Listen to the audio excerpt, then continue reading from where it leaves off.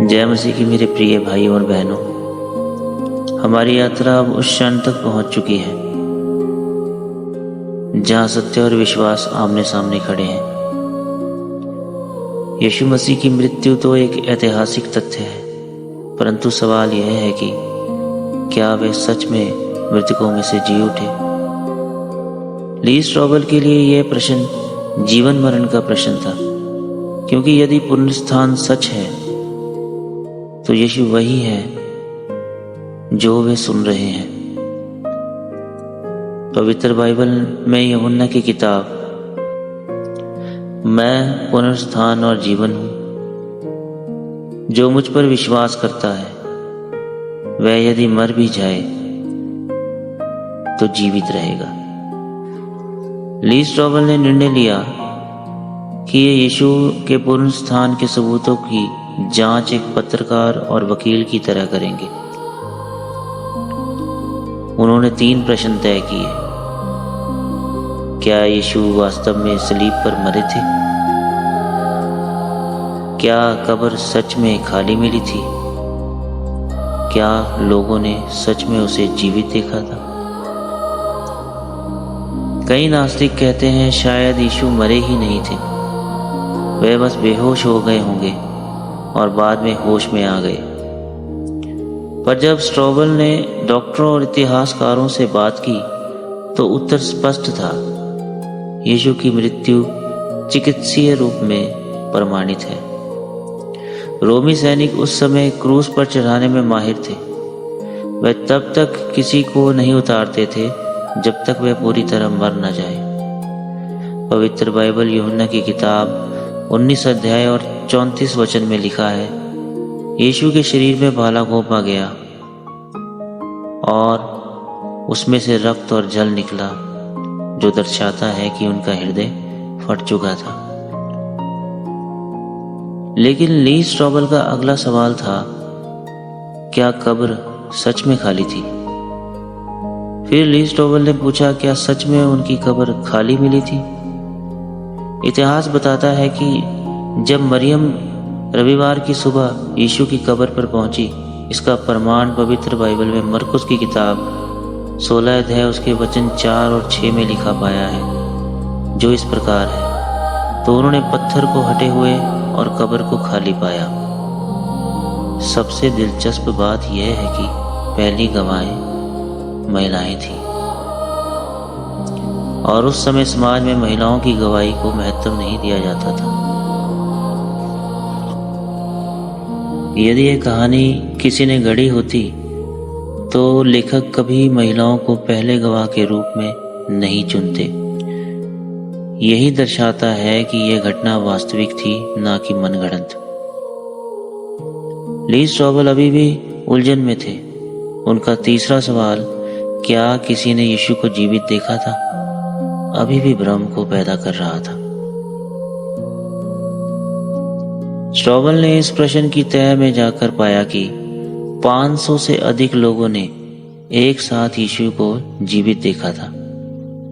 इसका प्रमाण पहले कुरिन्थियों उसके 15 अध्याय उसके 6वें वचन में है। शिष्य जो पहले डर के मारे छिपे हुए थे, अब निर्भय होकर प्रचार कर रहे हैं, यीशु जी उठे हैं।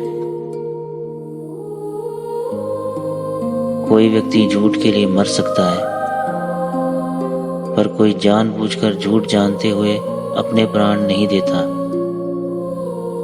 इन शिष्यों ने अपने विश्वास के लिए प्राण दे दिए, क्योंकि उन्होंने सचमुच जीवित यीशु को देखा था।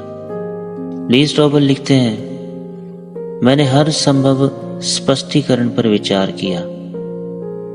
क्या ये भ्रम था? क्या ये चोरी थी? या ये कल्पना मात्र थी? परंतु हर तर्क कमजोर पड़ गया। कब्र सच में खाली थी। लोगों ने सच में यीशु को देखा और उनके जीवन में एक ऐसा परिवर्तन आया जो किसी झूठ पर आधारित नहीं हो सकता। स्ट्रॉबल समझ गए, पुनरुत्थान केवल इतिहास की घटना नहीं है, यह आशा की घोषणा है। पहला कुरिन्थियों उसकी 15 अध्याय और 54 वचन में लिखा है, मृत्यु निगल ली गई जय में। यीशु के पुनरुत्थान ने यह सिद्ध कर दिया कि मृत्यु अब अंतिम नहीं रही। पाप की जंजीरें टूट चुकी हैं और जो मसीह में विश्वास करता है उसे अनंत जीवन प्राप्त होता है। बाइबल वचन मत्ती 28 अध्याय उसके 5 और 6 वचन में लिखा है, स्वर्गदूतों ने कहा, तुम यीशु को ढूंढ रहे हो जो क्रूस पर चढ़ाया गया था। वह यहाँ नहीं है, वह जी उठा।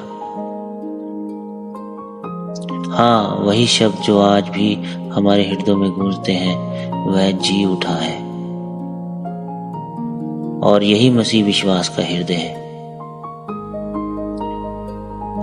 ली स्ट्रॉबल ने अब स्वीकार कर लिया कि उनके पास एक ही निष्कर्ष बचा था, यीशु मसीह सचमुच मृतकों में से जी उठे और वह आज भी जीवित हैं। यह खोज अब केवल प्रमाणों में नहीं रही, यह एक व्यक्तिगत मुलाकात बन गई।